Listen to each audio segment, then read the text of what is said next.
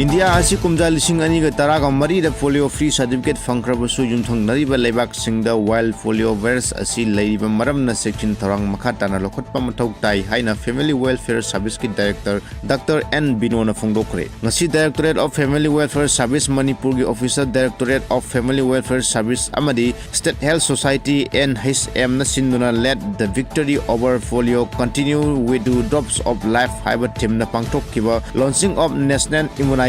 Day intensified pulse polio immunization program ga mari lenana athoba mitunglan gi waron piraduna wafum asi fongdokibani Forum aduda Family Welfare Service Manipur gi Additional Director Dr. N Thoinau Family Welfare Service Manipur gi Additional Director Dr. Sanasam Gopal amadi State Immunization Officer Dr. K S H Memchana Saruk Yaki Dr. A Birona makha taraduna haujik ki matam asida transport asi yamna yangba maramna yunthang naba lebak singda phanma ngamdana leiriba polio virus asi khangudana India da changlak payai maram asina sahi manga fawgi manungda leiriba pigliba angang singda polio drop ani asi pithak tuna polio laina dagi ngakhoksi polio na narba myoi amagi puchi chupada sonai duna mimana dana leiba yai amadi sahi budragi sangda polio laina na nabagi symptom khangdaba su leiri mapa mama singna angang singbu yariba makhai polio butta puthorak tuna polio drop asi pithak piu amadi ngasi chithauriba angang singi damakta health worker singna hayeng amadi hangsit numin nini chupna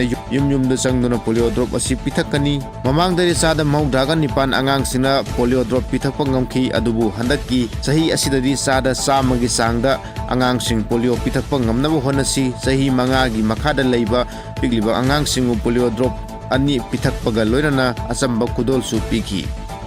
kainoi di angang singsi gi pithaiba angang singsi gi makuta sangriba dakon si kainoi bu angang singi angang dugi magi future gi health adi magi kanu duni haitar mai future gi laibak duni mari sangiba kanu aduna yaragadi parents singna yarinkai so first day numisida mai magi manakna ko puthuaga koi gidaksi polio drop si pitana bona biu mathang tarakpada koina ekoi gi workers sing asa angaladi workers NM sing da in appeal tawdaning badi adumna tawbiri bathaba si koi gi just koi gi health worker gi koi gi isagi duty du nate tungi koi gi future semada dongi thongdang zawba ma lobiri haibasi koi gi health workers sing na kawbiganu aduga aina community leaders sing da tawjaning ma appeal sing na kaino hargadi yarinkai koi gi polio gi koi lainar ramba mit haitare lana thaja bawari mayam amle rami mamangai da polio gi drop itha uragadi koi gi sterile oi natraga polio gi kanusi composition sida koi dharma na yadaba dumba kanu mayam ai dikudam on ok thau yogi gain hanaramba mit mayam thaja na daba mayam laibudo yarinkai adu thaja badu on biraga yari bai angang singsi loina 100% da pitapada mateng pangbiu aduga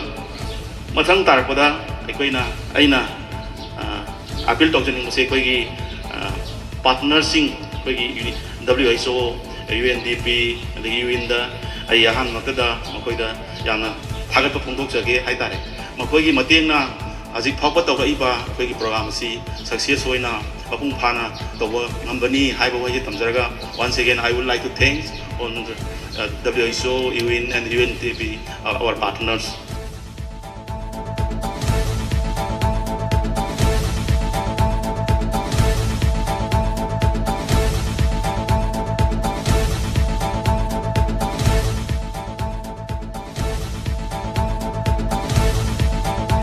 Department of Pediatric and Preventive Dentistry Dental College RIMS amadi Indian Society of Pedodontics and Preventive Dentistry ISPPD na sinduna nanhi muksan amusung nature educate sub and trade anigi makada luang somda leiba Sarmel Zoiti Sindian Home the Oral Health Awareness Program for Sindian gi thorum amangarang pangthokre Oral Health Awareness aduda Department of Pediatric and Preventive Dentistry gi Associate Professor amusung Head Oiribi Dr. Wairokpam Bhumika Sarmel Zoiti gi staff amusung angang single lina na saruk yaduna pangthoki Dr. Bhumika Devi na Oral Health Awareness ki maramda wangang ki amadi Dr. Lalina Rajkumari na sahi gi matung ina matau karamna toothbrush tawgani haibagi matangda angang singa demonstration utki loina angang singa interactive question and answer gi session amusu pangthoki Oral Health Awareness aduda angang humpugam manga na saruk yaki angang singna toothbrush hidak langthak firon amusung self skill development amusung mathematics ki education booklet sing yantoki